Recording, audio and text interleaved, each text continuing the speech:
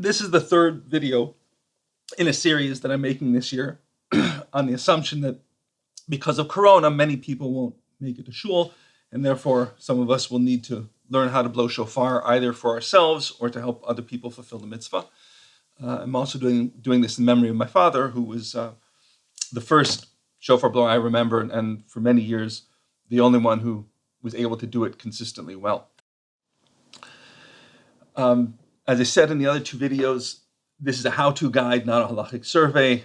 You need to go elsewhere if you want extensive halachic discussion of all the various aspects of the shofar and the mitzvah of blowing it. The first video, in case you missed it, is about the shofar itself.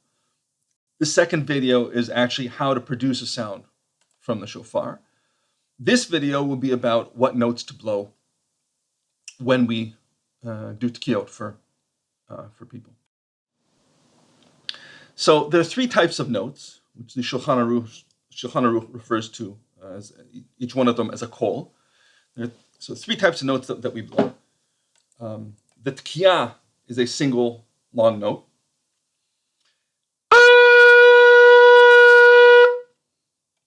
The shvarim is three shorter notes. And the trua is at least 9 very short notes.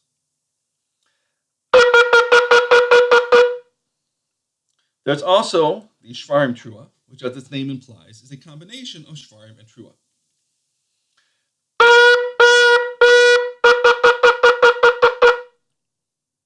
As I said, each of these is referred to in the Shulchan Aruch as a kol.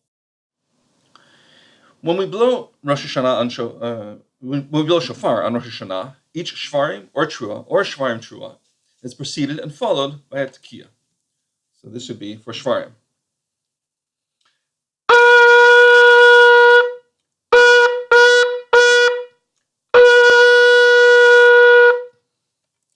And the trua.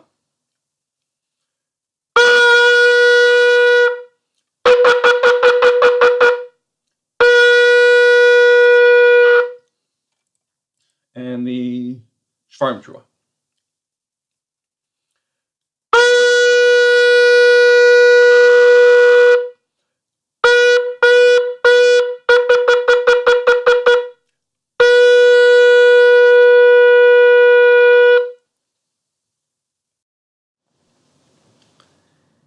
The minimum number of kolot that we need to hear to fulfill our obligation on Rosh Hashanah is 30. 3 sets of tkiyah, shvarim trua tkiyah, which makes 12. 3 sets of tkiyah, shvarim tkiyah, which makes 9. And 3 sets of tkiyah, trua tkiyah, which makes another 9. 12 plus 9 equals 30. When Ashkenazim blow in shul, we add another 30 during the repetition of the Shemona Esrei, and then another 40 after that. For present purposes, my assumption is that most of us won't be blowing in shul, but will be blowing privately or for a small group, and 30 kolot will be sufficient. The tkiyah before and after each shvarim trua or shvarim trua should be at least as long as the group of notes that the tkiyah precedes or follows. This was sort of represented graphically a few slides ago, and that's how the notes were blown. But let's show it more explicitly here, showing a set of 3 kolot as a sandwich. Here's the tkiyah shvarim tkiyah. Here's tkiyah trua tkiyah. And here's tkiyah shvarim trua tkiyah. Note that the need for the tkiyah to be as long as the kolot it precedes and follows means that the tkiyah before and after the shvarim trua needs to be twice as long as the tkiyah before and after the shvarim or the trua. I mentioned that shvarim is 3 medium-length notes, whereas the trua is at least 9 short notes. Ideally, the 3 notes of the shvarim are the same length as the 9 notes of the trua, which is what I've shown graphically throughout this presentation, and which sounds like this.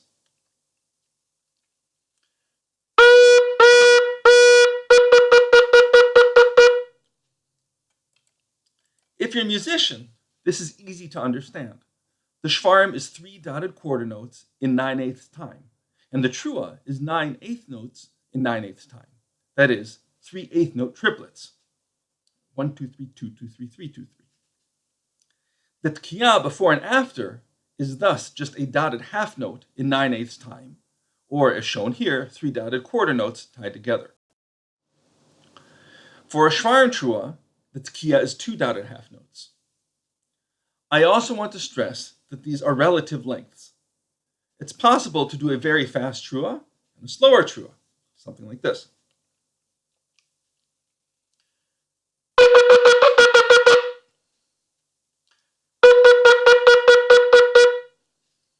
Right? The first one was faster than the second one. This means that the cognate shvarim for each of these would be commensurately longer. Versus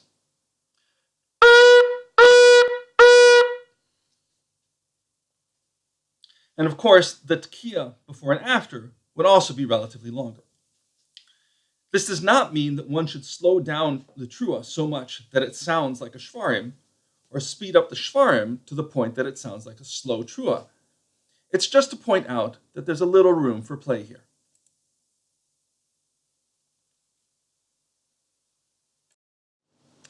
In order to be sure of the lengths of the different kolot, I count them in my head.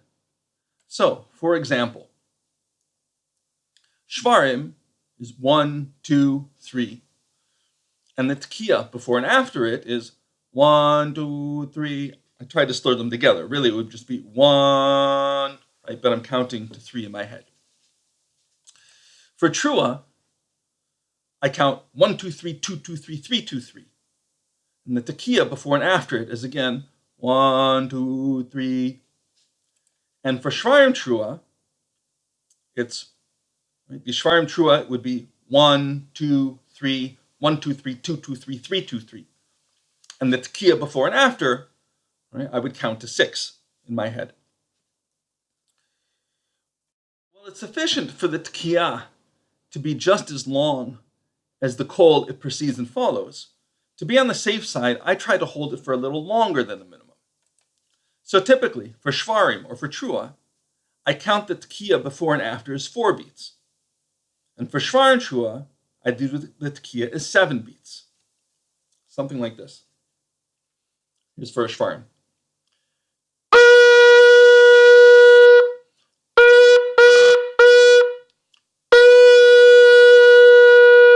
So there I held the tkiya for 4 beats, and the shvarim was obviously 3.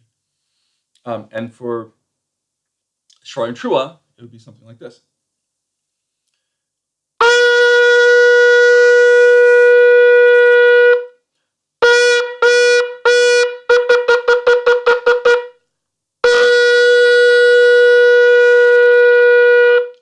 So there the tkiya was 7 beats, and the shvarim trua obviously came out to a total of 6 beats. So, as I said, it's probably good to hold the tkiya for a little bit longer than necessary, but there's a catch with that also. And the catch is as follows. What happens if you miss a note? Something doesn't come out properly. The note just doesn't speak or it gets truncated. Well, for the first tkiya in a group of 3, obviously one just starts that tkiya over. But it turns out that each group of 3, tkiya, middle notes, tkiya, counts as a single unit for purposes of determining if the mitzvah has been fulfilled. So if the shvarim or trua doesn't come out properly, then the Baal tkiya has to go back not to the beginning of those middle notes, but to the first tkiya of the 3-note set, and start that entire set of 3 again. Same thing if you miss the second tkiya of the 3-note set. You have to go back to the beginning and start the whole set of 3 over again. This is one reason. That it doesn't pay to hold a tkiya for any longer than is necessary. Doing so just increases the chances for something to go wrong. That includes, by the way, a so-called tkiya gedola, which the printing houses like to include in machzorim, but which has no halachic significance, and which is really just a distraction if the Baal Tekiya is out to show how long he can hold the note for. This isn't to say that it's a bad idea to try to hold the Tekiya for slightly longer than the minimum halachic requirement, just to be safe. But if a shvarim is 3 beats, there's no reason to hold the Tekiya before and after for 5 beats.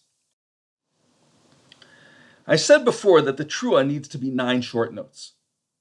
Some of you may be saying to yourselves, but our Baal Tekiya always does more than 9 notes for a trua. So here's, some of you might hear something like this.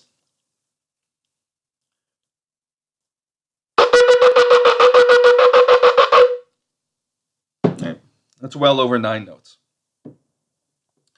Now, that's permissible. You can blow more than 9 notes, and in fact, many shofar blowers do blow more than 9 notes for a trua. Regardless of how many you blow, don't lengthen the last note of the trua. They should all be the same length. They should all be short. I think there are 2 reasons why many Balei Tekiya blow more than 9 notes for a trua. First, if you're not trained as a musician who plays a wind instrument, it's hard to count and know exactly how many notes you've blown. To which my recommendation is, practice enough that you actually know how many notes you're blowing when you blow a trua. And better, get to the point where you can control exactly how many notes you blow. The second reason I suspect why many Balei Tekiya blow more than 9 notes is that many listeners, especially older people, have difficulty hearing notes of shorter duration. And if the Baal Tekiya blows, say, 12 or 15 notes in his trua, he's less likely to get someone from the congregation complaining that he didn't blow enough notes. If you're a listener and you think you didn't hear all the notes, before you complain to the Baal Tekiya, keep something in mind. The listener only has one input, his ears. The shofar blower has an advantage over the listener. The shofar blower can not only listen to himself, but he also knows physically how many times he articulated with his tongue, plus he can count the notes in his head as he blows them. And when we blow in shul, there's usually a makri, somebody who calls out the notes, and who is supposed to make sure that the Baal Tekiya blows the correct number and for the correct duration. What all this means is that if you're listening, don't try to count the notes of the trua. Rely on the Baal Tekiya. And if you ignore this advice and try to count anyway, if you didn't perceive all 9 notes of a trua, don't assume that the Baal Tekiya didn't blow at least 9. You heard all the notes, you just didn't realize it. I'll return later to this issue of what the listener thinks he hears. Okay, back to our regularly scheduled program. Let's talk about breathing, specifically about where to breathe. From a breath perspective, each tekiya, shvarim, trua, or shvarim trua is its own unit. And therefore, a breath should be taken before the initial tekiya, in between the initial tekiya and the next group of notes that follows it, and between the middle notes and the tekiya that concludes the set of 3. Also, since for breath purposes, each whole is its own unit, a breath should not be taken in the middle of a shvarim or in the middle of a trua. All 3 or all 9 notes should be done in a single breath. Now, what about a shvarim trua? Can you take a breath in between the shvarim and the trua of the shvarim trua? Well, big surprise, there's a disagreement, what we can in Hebrew call a machloket, about whether or not a breath may be taken, may not be taken, or may even be required in between the shvarim and the trua of the shvarim trua. So, when blowing in shul, many of us will do it one way during the first set of notes. Right? Here's a shvarim trua without a breath in between.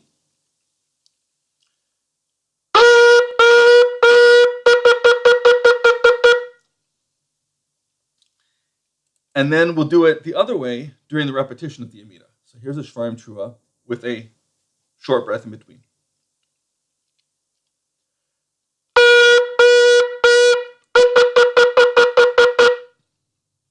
And then we'll go back to the first way after the Amida. If you're only doing 30 kolot in a private blowing, I recommend doing shvarim trua in whatever way works best for you.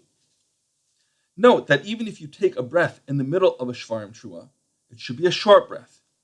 You don't want to create a long break between the shvarim and the trua.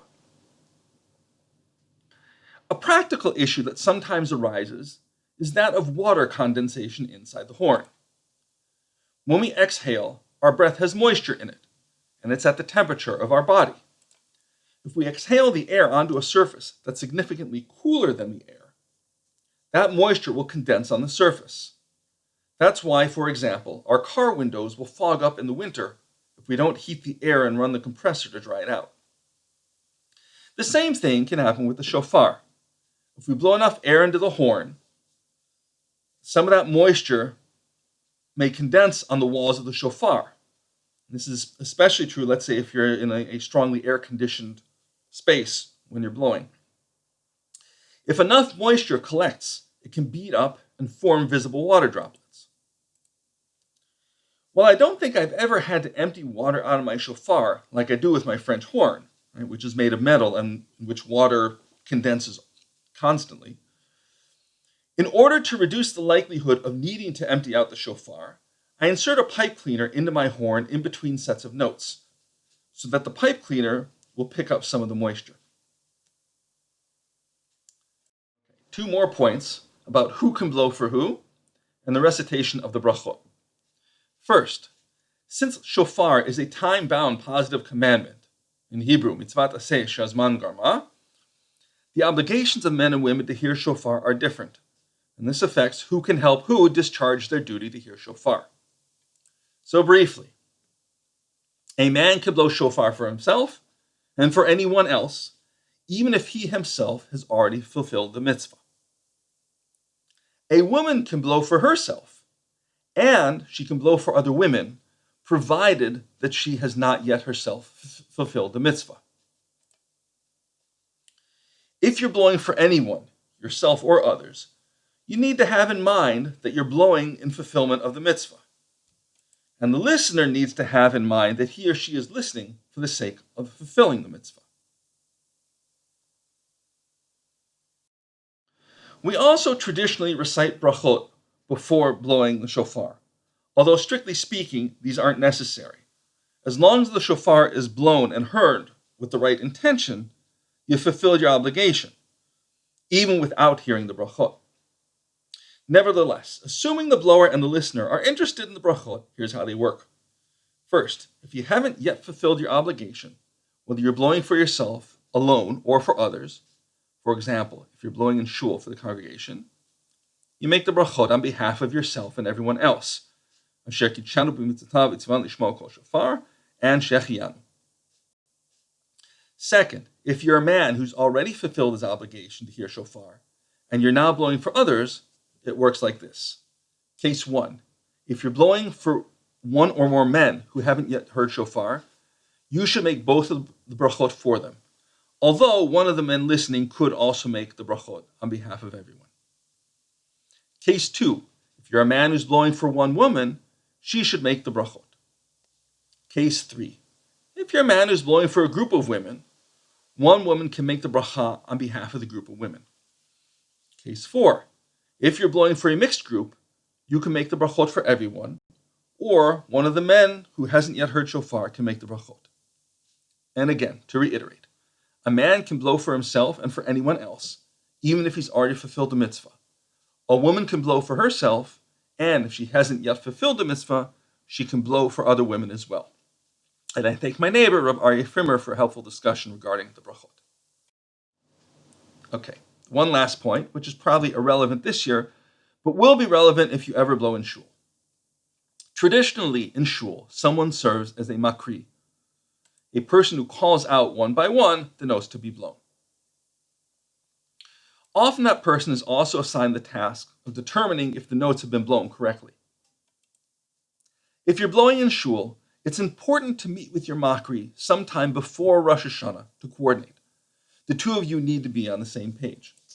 For example, if you're planning on blowing exactly 9 notes for a trua, and the mockery doesn't understand that that's okay, it's not going to be fun when you're both on the bima on Rosh Hashanah and the mockery is trying to signal you to go back to redo what you think was a perfectly good trua and the preceding tekiah. The mockery needs to know in advance what your trua sounds like. If your mockery is older and his hearing isn't great or he's not a musician, he may want to time the kolot on his watch so he can know in advance how many seconds long your kolot usually are. Other things to discuss are which sets of shvar and trua will have a breath in between and which won't, where the extra kolot will be blown to get up to 100. Each shul usually has its own custom about this. And another thing is that while the mockery can't speed things up, he can definitely slow things down. If you prefer more time between notes, that's fine. But if you like working at a fast clip, that's also fine, but the mockery needs to know beforehand how you like to do things. I think that pretty much covers what notes need to be blown. But before ending, I want to editorialize a bit with respect not just to duties of the person blowing the shofar, but also to the person or people listening. Norm of Judaism, as established by Chazal, is great for obsessive-compulsive people because we have many mitzvot that can be reduced to something quantifiable.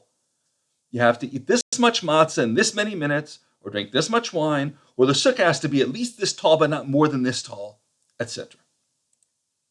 With shofar, it's true that Chazal also quantified the mitzvah, as we just explained. You have to hear this many notes, and they need to be blown in a particular way. But I think that anyone who sits there during tekiyot, trying to count the number of notes and trying to determine if the Baal Tekiyah did it correctly or not, is missing the point. When we're in shul, the tekiyot are there not only as a mitzvah per se, but to help set the mood during davening and to set our mind frame for the whole period of Aseret Yimei Teshuvah. So, as a listener, you shouldn't have to concern yourself with exactly how many notes were blown. Counting that way can actually be a distraction. As a listener, all you need to know is that you're hearing, or just heard, a tekiah, or a shvarim, or a trua. But you don't have to know that you heard every note of the trua. You might try to count and think that you only heard 5 notes in a trua, but you still knew it was a trua and not a shvarim. If objectively, the trua is at least 9 notes, it counts, even if not every listener is able to discern all 9 notes. So as a listener, if you've got a good Baal Tekiyah, don't trouble yourself with whether or not he blew the right number of notes. It's the job of the Baal Tekiyah and the person designated to check him to worry about that. The corollary to that is that as the one blowing. You need to be sure that you're doing it correctly because other people are relying on you. I think we've all had the experience of being in shul on Rosh Hashanah with a shofar blower who wasn't quite up to the task. That not only calls into question whether or not people fulfilled the mitzvah, it's a serious distraction from davening when people are saying to themselves, "Come on, please get this one out, please." Conversely, if you're prepared, people can just listen. If you're prepared and you're with a good Baal Tefillah, for the keilah, it's a machaya. So, if you're going to blow shofar for others, you need to start practicing well before Rosh Hashanah to get your chops in shape so that you can consistently produce all those kolot properly. I hope this was helpful. Wishing everyone shichtavu v'yichtamu l'shana tova.